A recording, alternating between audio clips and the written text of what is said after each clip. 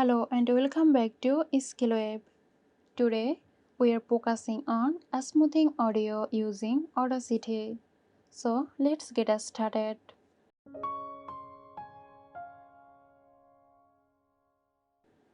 Begin by selecting a quiet section of your audio that represents background noise. Go to Effect, choose Noise Reduction and click Get Noise Profile. Next, select the entire audio or specific portions to reduce noise. Go to Effect, Noise Reduction and click OK.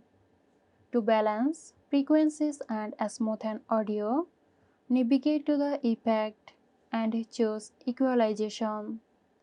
Use the Compressor effect under Effects to even out audio levels and reduce peaks for a smoother sound.